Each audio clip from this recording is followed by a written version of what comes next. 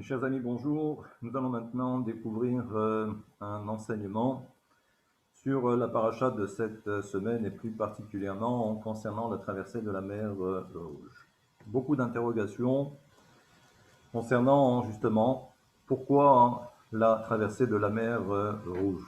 Nous sommes sortis d'Égypte et nous savons que la finalité était, comme le verset le dit, Ta'avdun et Hashem al ha'ar azeh, que l'on devait ensuite servir Dieu devant cette montagne, laquelle montagne, bien évidemment, fait référence à la montagne du Sinaï pour recevoir la Torah, pour recevoir les 10 commandements.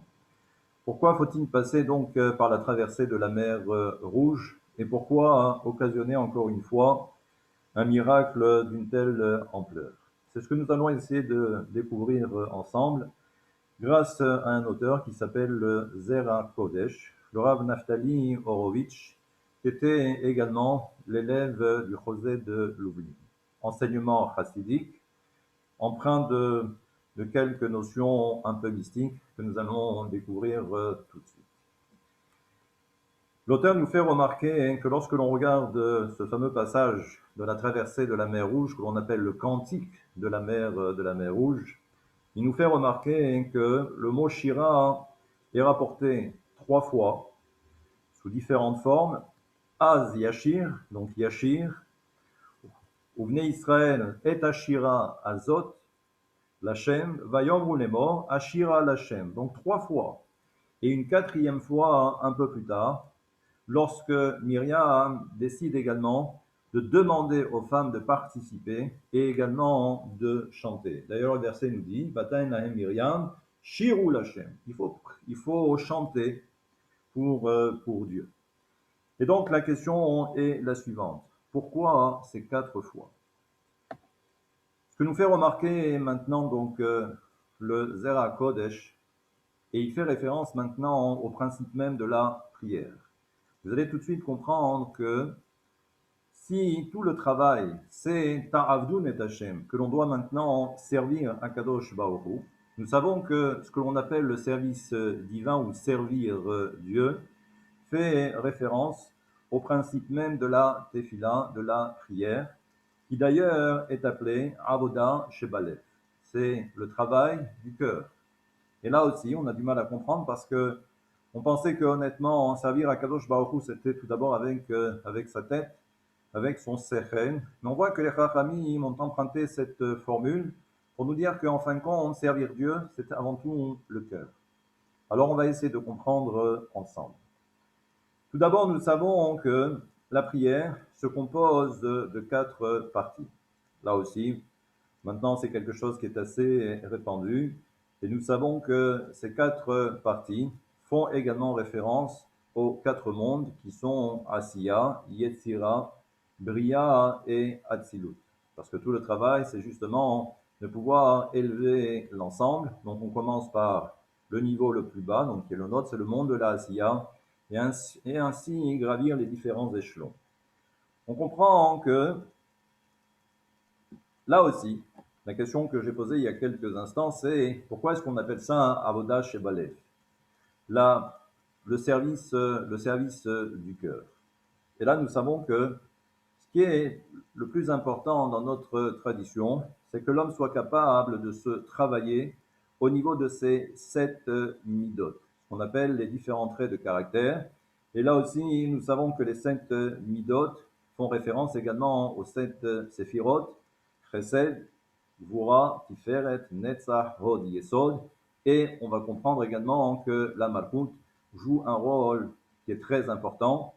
Et on comprend également que les 7 midot, les 7 traits de caractère concernant lesquels nous devons essayer de nous travailler, sont reliés à la notion du lev, à la notion du cœur. Et c'est pourquoi, dans un premier temps, si l'on veut véritablement servir à Kadosh Baruch Hu pleinement, pour que ensuite, comme le dit le verset, Umalchuto Omakol Mashala, que Kadosh Baruch Hu est partout présent. Ou également dans le verset que nous récitons dans la Kedusha, où nous savons que Malé kola haaretz kevodo, que la terre est remplie de la gloire de Dieu. Quand on dit la gloire de Dieu, c'est cette notion de kavod, c'est cette notion d'honneur que l'on doit à Kadosh Baruch Hu. Mais ça veut dire que pour que cette notion de kavod puisse triompher, il faut tout d'abord que l'homme puisse, au niveau de son comportement, puisse se travailler. Et ce n'est que grâce à cela que dans chaque domaine de sa vie, l'homme sera capable ensuite de faire triompher ce que l'on vient de dire, autrement dit, la grandeur de Hakadosh Baruch Hu, le kavod de Hakadosh Baruch Hu, mais surtout la royauté divine. Et là, on comprend maintenant que ce qui est valable au niveau des quatre mondes, et qui fait référence aux quatre parties de la Tefila, ça fait référence également, comme le dit l'auteur, aux quatre niveaux d'âme. Il existe un cinquième niveau, mais celui-là, on le laisse de côté, parce que comme le dit l'auteur d'ailleurs, eh bien, cela fait référence à une dimension qui sera certainement celle de Mashiach. Pour l'instant, nous savons que pour chaque monde correspond justement une partie d'âme. Ce qu'on appelle le Nefesh. Nefesh est associé à la notion de Asiya, donc le monde le plus bas. Ensuite, le monde de la Yetzira est associé à la notion de Ruach. Et nous savons ensuite que Bria, Neshama. Et le monde de la Hatzinut, c'est ce que l'on va appeler Chaya, ou dans certains textes, c'est ce qu'on va appeler la Neshama de la Neshama. Et là aussi, ce qu'il faut savoir, toujours d'après les enseignements de l'auteur, mais qui sont basés là aussi sur les enseignements du Hari HaKadosh, et ça c'est ce que l'on peut retrouver dans le Shar HaGimulim, où nous savons que le monde de la Asiya, nous savons que le mal, la propension de mal qui est contenue dans le monde de la Asiya est supérieure au Tov. D'ailleurs, c'est pour cette raison que pour réussir à parfaire son Nefesh, ça veut dire qu'il va falloir être capable vraiment de s'extirper de toutes les tentations de ce monde. D'ailleurs, c'est pourquoi ce monde, notre monde, c'est ce qu'on va appeler véritablement le Nefesh Abémi, c'est l'âme animale. Et là, c'est très difficile, mais c'est tout le challenge. Ensuite, lorsque on arrive à s'extirper justement de ce monde de la Asiya et arriver à parfaire son Nefesh, à ce moment-là, on monte au niveau supérieur qui est le monde de la Yetzira avec un Ruach. Et là, on s'aperçoit que déjà ça commence un petit peu à changer. C'est que là, nous avons une propension de bien et de mal qui sont équivalents. Donc ça veut dire qu'il y a autant de bien que de mal. Dans le monde de la Abria, on comprend que les choses commencent déjà à s'inverser et qu'il y a plus de tov, il y a plus de bien dans le monde de la Beria que le mal. Et quand on arrive dans le monde de la Hatzilut, on va dire qu'il y a pratiquement que du bien.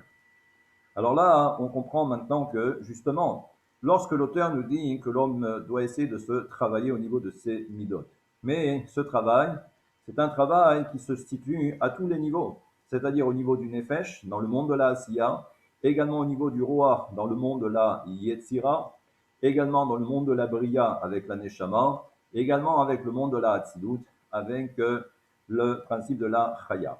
Et là, on comprend donc que c'est un travail de longue haleine, mais ça veut dire que ce n'est que de cette façon que l'on arrive à se parfaire, à parfaire sa condition d'homme pour être lié à Kadosh Baruch Hu. Et là, maintenant, ce que nous dit l'auteur, c'est que quel est le rapport maintenant avec l'Égypte?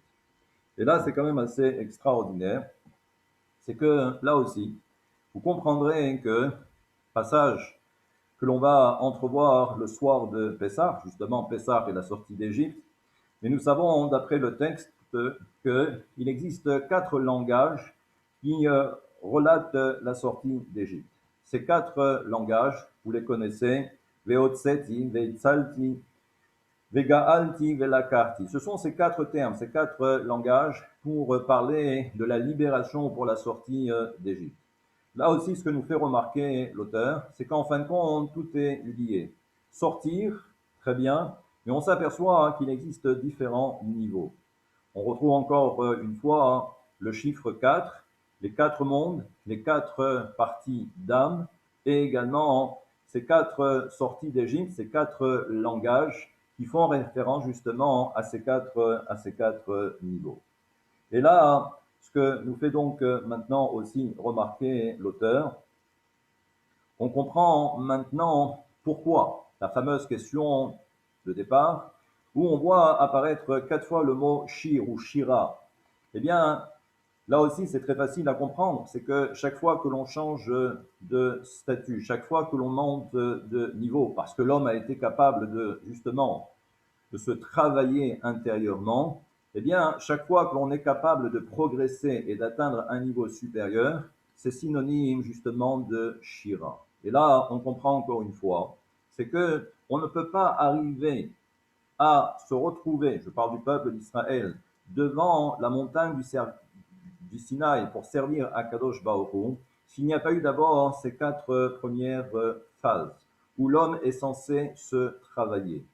Je vous rappelle pour l'heure que là aussi, c'est assez incroyable, mais le mot Shira a la même valeur numérique que le mot Tefila. Comme si en fin de compte, si on a bien compris tout le principe de la Tefila, c'est arriver justement à gravir ces différents échelons, ces différents niveaux. Et c'est de cette façon que l'on arrive justement à ensuite être capable de générer ce sentiment de joie, ce sentiment de Shira. Là aussi, ce que nous fait remarquer l'auteur, c'est que la sortie d'Égypte fait référence à un des noms de Hakadosh Baruch Hu, qui est celui de Ekié. Là aussi, vous avez certainement en mémoire le moment où Moshe Rabbeinu est devant le buisson ardent, et Moshe Rabbeinu pose la question à Hakadosh Baruch Hu en disant « Mais si on me pose la question, mais quel est ton nom ?» Hakadosh Baruch Hu répond « Tu leur diras que c'est Ekié. » Et nous savons donc que la sortie d'Égypte est basée également essentiellement sur ce nom de Ekié. Ekié qui est un futur, sous-entendu comme le dit le Zohar, Anazamin Meheve. Ça veut dire que je suis toujours en devenir et ça veut dire que à partir de là, le principe même de la Teshuvah, c'est de croire qu'il y a toujours un futur. Ça veut dire qu'il y a toujours un espoir pour l'homme. La sortie d'Égypte revêt justement ce caractère où, à aucun moment, comme dirait Rabbi Nachman, nous n'avons pas le droit de baisser les bras et on doit toujours avancer parce que nous avons toujours un futur et nous avons toujours un espoir. Eh bien, ce que nous fait remarquer ici l'auteur, c'est que si vous prenez également les premières lettres des 3 patriarches, Abraham, Yitzhak et Yaakov, Abraham commence par le Aleph, Yaakov Yud, et Yitzhak également Yud. J'ai inversé, mais bon, ça reste pareil. Ça nous donne 21. Et là, nous savons que la valeur numérique également de Ekié, c'est 21. Qu'est-ce que l'on fait avec tout cela? C'est très simple. Ce que nous dit l'auteur, c'est que justement, eh bien, tout le travail d'un juif, c'est d'être à l'image des patriarches. Et nous savons que les patriarches représentent justement le principe même des midot. Abraham, c'est le chesed, Yitzhak, c'est la Géboura, et ensuite nous avons Yaakov qui représente la tiferet, la bonté, la rigueur, et la rahamim, la miséricorde. Mais ça veut dire également que nous avons l'obligation d'être à l'image donc de nos patriarches, et ce n'est que de cette façon que l'on pourra nous aussi entrevoir cette notion de équier, autrement dit cette notion de sortie d'Égypte ou notre propre libération par rapport à ces midot qui en quelque sorte nous paralysent pour dans notre service divin. Et là, l'auteur poursuit et il nous fait remarquer que, et là, si on parle de la sortie d'Égypte, nous savons que nous avons évoqué le nom de Équier. Mais ce que fait remarquer le Zohar, c'est que la sortie d'Égypte s'apparente au mot patah. Patah, c'est quoi? C'est l'ouverture. Comme si en fin de compte, il y avait quelque chose qui était fermé.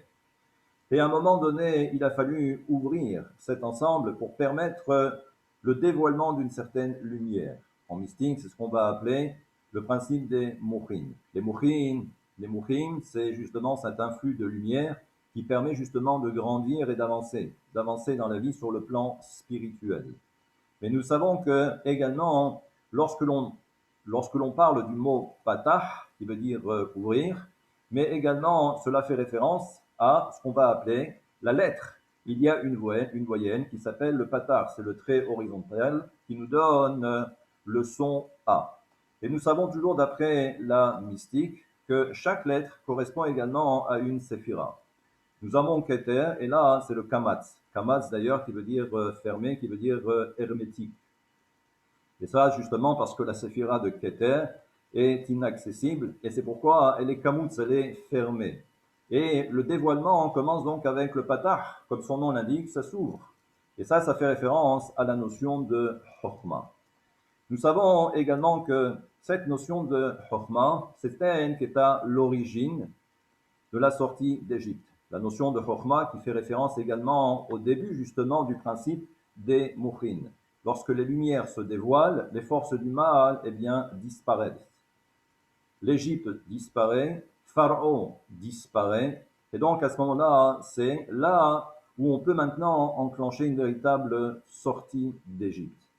Et là, ce que nous fait remarquer d'ailleurs l'auteur, c'est que si l'on regarde un petit peu tout le cheminement, nous savons qu'il y a donc ce dévoilement. Certes, ça commence par la lettre, par la Nekuda, par le Patar, par la Séphira de Chokhmah. Mais nous savons que d'après le cheminement traditionnel, la lumière commence d'abord avec Chokhmah, mais elle passe ensuite par Bina. Et nous savons que Bina, c'est Elohim.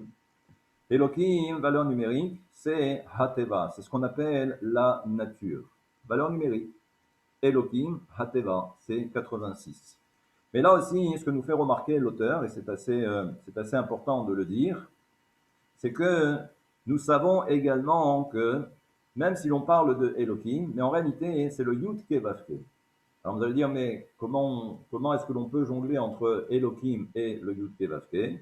Il suffit simplement de vous faire remarquer, ou de remarquer tout seul, c'est que parfois vous avez le Yud Kevavke, mais qui doit être écrit par Elohim. Parce qu'en fait, eh bien, lorsque vous regardez les voyelles, ce sont les voyelles de Elohim.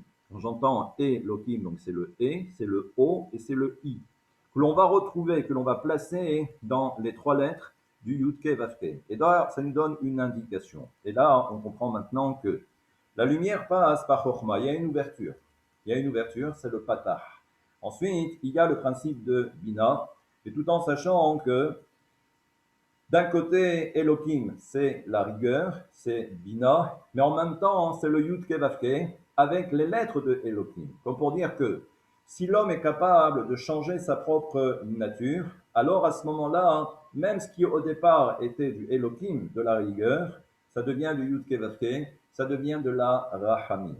À partir de là, je comprends que si un homme est capable eh bien, de changer sa propre nature, de se travailler au niveau de ses différentes midotes, alors à ce moment-là, on peut comprendre maintenant l'histoire de la traversée de la mer Rouge. Parce que la traversée de la mer Rouge, c'est justement ce qu'on va appeler cette mer Rouge qui va s'ouvrir. C'est justement ce principe de patah. C'est-à-dire qu'à ce moment-là se dévoile une plus grande lumière encore. Et ça veut dire quoi? Et vous allez bien comprendre. Il y a la sortie d'Égypte. C'est le début, c'est le commencement. Mais ensuite, il faut que cette lumière puisse descendre. Eh bien, qu'est-ce que nous comprenons? C'est que là aussi, d'après la mystique, la traversée de la mer Rouge fait référence en quelque sorte, et c'est à peu près les mêmes kavanotes que l'on peut retrouver dans le mikvé, lorsqu'un homme décide de s'immerger à l'intérieur d'un mikvé où il n'y a que de l'eau, il y a du maïm. D'ailleurs, eh bien, vous remarquerez que valeur numérique de maïm, même 40, yud 10 et encore même 40, ça nous donne 90. Eh bien, nous savons que si vous reprenez le moment où la lumière de Chokhmah commence par descendre, nous savons que Chokhmah, là aussi maintenant vous le savez, fait référence à ce nom de Hakadosh Baruch Hu, donc le Yud Kevavke, certes, mais écrit en plein, avec la lettre Yud à l'intérieur, ça nous donne 72. Ensuite, nous avons Bina, 63, nous avons le Zeranpin, 45, et ensuite, tout à fait en bas, nous avons la Séphira de Malchut, qui correspond à 52. Et si vous reprenez les quatre noms de Hakadosh Baruch Hu écrits de ces différentes façons, eh bien, vous obtenez ce qu'on va appeler les 9 Yudin, 9 Yud. Et nous savons que la valeur numérique de la lettre Yud, c'est 10. Autrement dit, c'est les 90. Ça veut dire que au moment de la traversée de la mer Rouge, il y a eu la sortie. Certes, c'est le début, c'est le patah, ça s'ouvre. Mais ensuite, il faut être capable de faire descendre toute cette énergie, ce qu'on va appeler ce maïm, parce que ça provient de chesed. Arav, c'est valeur numérique de chesed. Eh bien là aussi, on comprend que à ce moment-là, on a été capable de faire descendre toutes ces lumières. Et ensuite, ce n'est qu'à ce moment-là, après la traversée de la mer Rouge, comme si en fin de compte, le peuple d'Israël a réussi à se débarrasser de toutes ces scories de l'Égypte. Et à partir de là, on peut maintenant entrevoir de servir à Kadosh Baruch Hu devant la montagne du Sinaï pour recevoir la Torah. Eh bien, sachez que ce cheminement, la sortie d'Égypte pour arriver jusqu'à Matan Torah, c'est le cheminement de tout un chacun. Il y a l'histoire, certes, mais chaque jour, c'est le travail que nous sommes censés accomplir pour que nous aussi, lorsque l'on sert à Kadosh Baruch Hu, il faut être capable d'abord de sortir d'Égypte, traverser la mer Rouge et se préparer pour au niveau de ces midot. Voilà un petit peu l'enseignement proposé par le Zera Kodesh. Shabbat Shalom et à très bientôt.